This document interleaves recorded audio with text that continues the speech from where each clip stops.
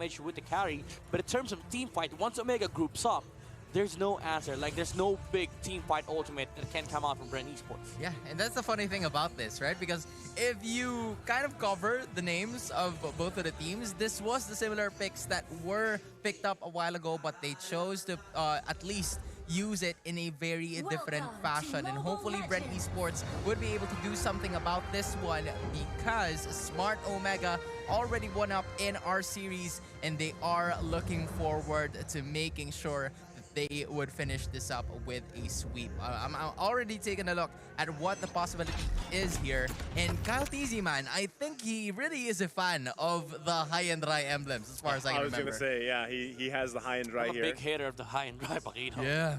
I mean, both of them. It was also Kyle TZ that had the high and dry. So yeah, we're going to see both of them just going at it. Again, this is what I like to see between two junglers that, I mean, just in general, when you have two junglers rolling with the assassin emblems, playing. I mean, Paquito, do you technically call him an assassin? Not really. Kind of, yeah. When you're playing jungle Paquito, it's kind of an assassin because you do have a lot of burst damage for your arsenal, and you also have mobility to escape. So in a way, you're kind of an assassin. So even though he doesn't have assassin on his name, you know, his name in the game, it's a hybrid assassin. Man. Yeah, he basically, like, the damage is there. The hybrid assassin. Right. You know, he's it's like Roger. Roger before was fighter marksman. That's true. Okay. He became assassin marksman. So maybe Paquito. Maybe Paquito, in the long run, will become an assassin fighter. You'll never know. Because there's a lot of changes going on. Esmeralda is a tank. That's true again. I don't know why. Esmeralda is a tank. He's a mage. She's a mage. Did you see what happened in the previous game? That's why. Oh, yeah. That's why she's a tank, man. Just tanking a lot of damage like a champ. Yeah, until eventually you don't. So that's what happened last game. But again, you know, I feel like for game 2, you already touched on this a little bit, Midnight. You have like a certain time frame, especially with a Fanny pick, and you have to be able to make that work for you early on. Otherwise, things will slip out of your hands, basically, mid to late game even. It's a little problematic for this kind of lineup to deal with such a requirement, because the thing about your lineup is that it's meant to snowball. But in the face of a lineup that also snowballs, it's such a requirement for you to do that. And again, we talk about the nature of the Fanny and the Paquito. The Fanny does have the capabilities to outpace the gameplay of Smart Omega, but their main concern right now is that their mid-game strength is nowhere near comparable to the strength of the lineup of Smart Omega. Even though they have the Fanny, it's hard. I mean, even though they have the Valentina, it's hard to play a Valentina against an Eve that has a lot of reinforcements in the mid game. Like, imagine if there's gonna be a skirmish in the mid game. There's gonna be a Kufra, Paquito, Masha, and Claude. All of them will join the fight for #join the fight for Smart Omega. Yeah. Meanwhile, for Bren Esports, like, what do you do? What part of your lineup synchronizes very, very well when it comes to team fighting? It's just a bloody hunt into whatever you want to throw at the target of the Francos. And there's a lot of backdoor plays coming into it too. So Few needs to find the best positioning available once he copies that real-world manipulation. But here we go. Will Bren Esports equalize in this series, or will Smart Omega take it all the way? Welcome to game number 2. Yeah, and so as we take a look at the map here, right? Everyone's going to be pretty standard, I feel like. Again, you're really relying on Kyle TZ to just have an easy time in the jungle, not be disrupted at all, which is usually what you see teams do when there's a Fanny across the board, right? Sometimes get in the face of the Fanny, stall them out, right? But they're not going to worry about it. Yeah, and actually, I feel like Bren Esports is going to go a little bit more aggressive just so they can reach that snowball factor that Midnight has been mentioning a while ago. They need to be able to do that and just get the attention and divert the attention away from Super Margo, just like what they did in game number 1, which they've executed into perfection. But Few, though. Well, it's already, again, you know, when, okay, dodging that hook too. When you have Chaknu playing the Kufra here, you always have to be weary of those iconic sets, right, coming out. Because even if they're down, he's done it many times. I mean, here he comes across the map, right? Right on cue, forcing the flicker out from Ogwin. So already early on, this is the impact of the Mamba's Kufra. Yeah, if you're playing against Chaknu's Kufra, you're not playing against Kufra, you're playing against Chaknu. This is the level of comfort of the guy on the hero. And I love that you talk about Chatnu's performance and the little details. You know, Ryzen, he was farming with the Kufra. That allowed Omega to have the safety net, the precautionary measures. Even if Kyle TZ did not invade, Omega had the right answers. Because guess what? If the Fanny invaded, he's gonna be met up against the Kufra.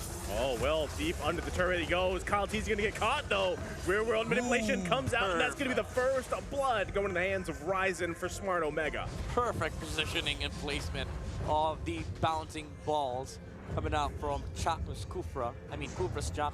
Yep. Yeah, but I mean, they just squeezed him in, right? There was nowhere for the guy to be able to go even with that Sasagi ropes, if I should say, because there were just a lot of places and mobility for the Fanny to go to, but unfortunately, Omega just maximized on the kills or the skills that they've had in taking control of the first blood. That's going to be a little bit more extra in terms of gold for a Smart Omega. Meanwhile, we're still not seeing a lot of fights from the side lanes. Mid lanes, though, very aggressive. Yeah, I think, again, you know, if you are Bren, you really want to be careful on Kyle TZ here. You don't want to get knocked out or knocked down really this early on, but already it looks okay. He did manage to get the purple buff, but Turtle's still going to be worked on here. It was being bounced back and forth between Renzio and Pandora. Meanwhile, waiting for both teams' junglers to show up. Ryzen does come on first. Chaknu setting up in the bush. That's going to be secured by Smart Omega. Here we go. The Beyblade comes out. Kyle TZ able to get a kill himself.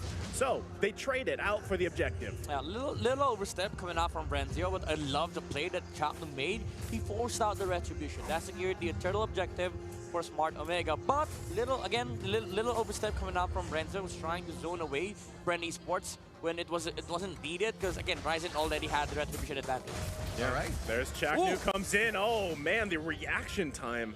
So the flicker also committed from the Mambo, but not able to convert that into anything here. With you, he has the copy of the Kufra. It's a it's a nice ultimate to have. Yeah. I've played this a lot of times. It feels really good because you have the pseudo flicker on your Valentina. Well, there you go. They return here, but here comes Kyle TZ. Can't get the kill. Has to get out. Few, though, trying to get in position. Not able to commit with that either. Doesn't use the ultimate at all. So nice disengage there, forced from Smart Omega, just with a single ultimate. The real-world manipulation, you're seeing the value of it here. I would say Bren Esports kind of pulled a punch there. Would have been awesome if they fought. Again, Few had a flicker, and he had a copy of Chaknu's ultimate. So I think it was over safe that they disengage away from Smart Omega. They could have gone for the punish, but now Smart Omega, again, this is becoming a problem for Bren Esports. This Claude is just able to farm away. Even though Super Marco has more levels and probably gold over the Claude, it's still a Claude. Yeah. Yeah, and in the same way, it was Super Marco getting the first item, which is going to be the Wind Talker, in before 3 minutes of the fight. So you're already seeing how Super Marco handles that lane with the assistance of Ogwen in the same way. So at some point, Bren Esports still has the upper hand, leading almost 700 in terms of gold, although Chaknu is going to be in a little bit of a ruckus right over here because he's being chosen. Yeah, he just got simply caught out, right? Nothing you can do there. Goes down. The bloody hunt was committed to. So, you know, Chaknu was just trying to get some information, but unfortunately, he knew that he overstepped and gets taken out here. Now, Ryzen looking to help up on the top side. Gonna pop quite a bit of damage on Ogwen. One punch away. Didn't even need it. Used that retribution, so he gets the kill. Actually, the burning floor. Oh, no! He missed his body. Goes down. Ryzen actually the one to fall. That was fun to watch. Yeah, yeah. It was almost like, it almost happened, but like, nah. Going, like, it was like back to regular programming, right? And Smart Omega, they haven't capitalized on the fact that Bren Esports let loose in the mid-game with Chaknu. Yeah, Chaknu gonna get pulled here. Should be able to survive. Few, nowhere to go here. Trapped in the manipulation of his world. Okay, Super Marco has Wind Talker and Scarlet Phantom. Yeah. That's nice.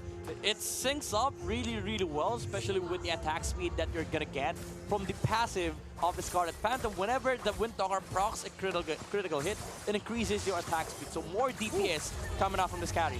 Wow, Kyle TZ actually able to just grab that turtle there. I thought he was actually gonna go down. Able to secure that hook from downtown as Ryzen falls here. A crucial hook coming out from Ogwen.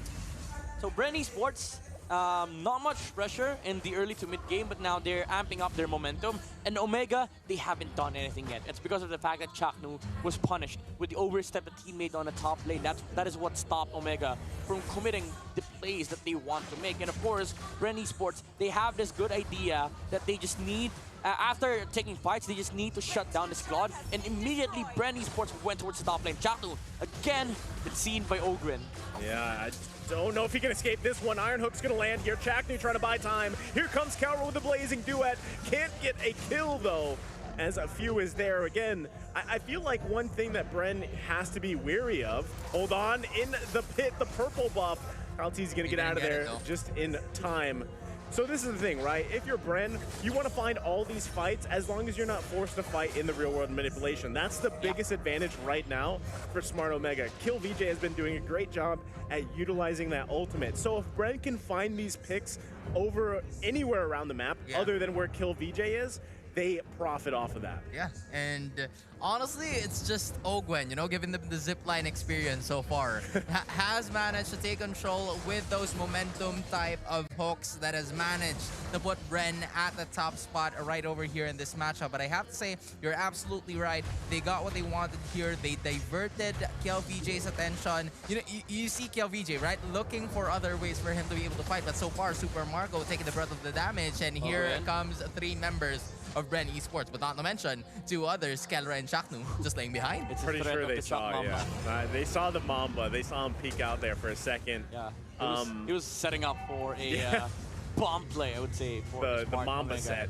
Yeah, but this is really hard for Smart Omega at the moment, even though it's just 2.7k gold, and they still have a Claude. So the late game possibility is, the late game factor is still a possibility for Omega, but right now it's really hard for them. They don't have the dominance. You got it! Oh, big hook again, paired with the flicker with the Bloody Hunt, and that's an immediate kill here on Ryzen. So Ryzen is not available for this first Allure take. It should just go in the hands of Bren easily.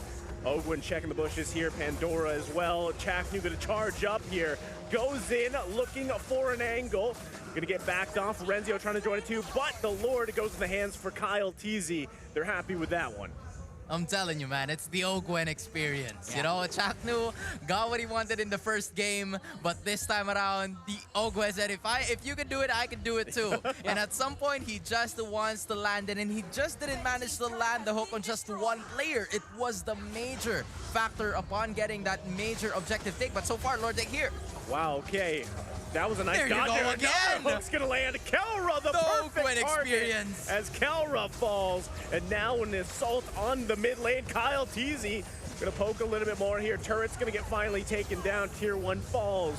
Smart Omega on the defense. They have to handle the Lord marching up the top side as well. I don't know, it's like I'm watching Kuroko the basket, and Ogren is like Tise. He's been copying, you know, the moves of Chaknu from game number 1. The hook onto that Claude secured the victory here for Bren Esports. And again, all the moves that he has been making really make sense. The pressure is you gotta go. Oh, you gotta go. Another one, Owen. The foresight as he grabs the hook here. Now Ryzen on the run. The rest of the team, Super Marco, Kyle TZ coming down. You can't escape it. Killing spree for Kyle TZ. What is happening here, right? It's just Ogwen is making the major plays possible for them to create space. Again, it's the individual plays that are on the side of Bren Esports. They're capable of executing it. Meanwhile, Omega, they haven't had the chance to have a clean team fight. KLVJ, he has been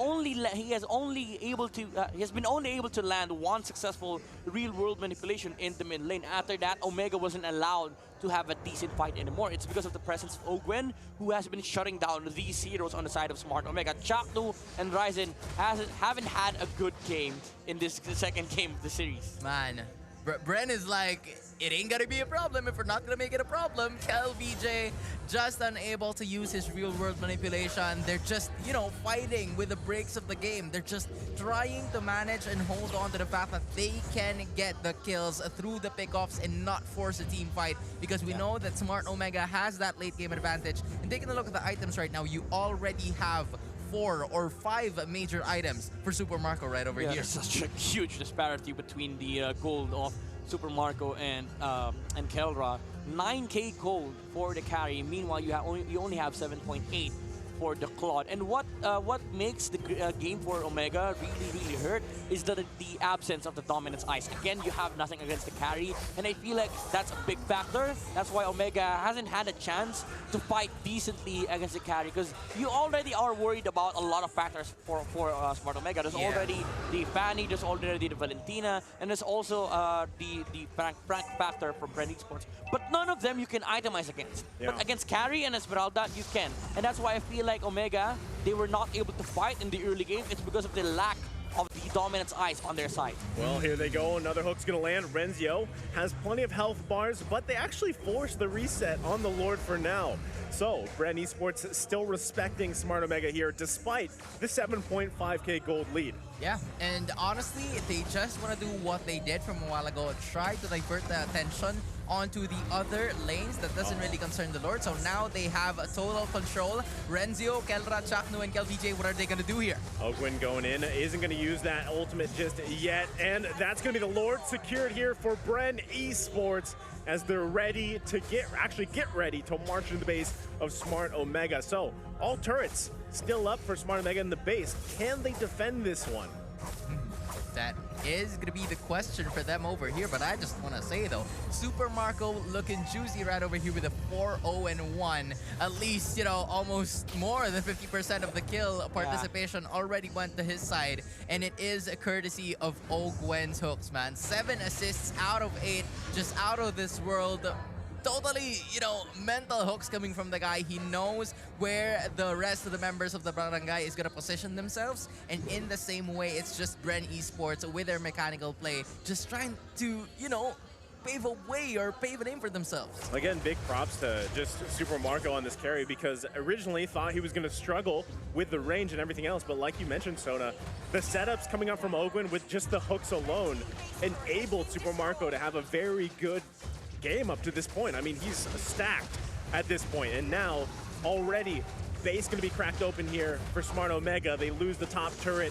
Focus on the mid. Here comes Renzio, though. Kyle Teasy looking for the backside entry, but Kelra goes in with a blazing duet. There's Kyle Teasy to follow up the backside. Renzio falls. Chaknu finding a setup here, but no follow-up to follow as he falls. And now it's going to be the 1-for-2 trade. Again, the lack of Dominance Ice is hurting this game for Smart Omega. The amount of sustain that Pandora has been able to do in this game is absurd. They want to go. Oh man, Bren might be looking at edit. They don't have many minions here, so they've got to be careful as the lanes have been cleared, but base is going to be fully exposed for Smart Omega. Ogwin now back on line here. There's the real world manipulation coming down from Few. As trying to push them back here. Kyle Teasy now going to work on the crystal.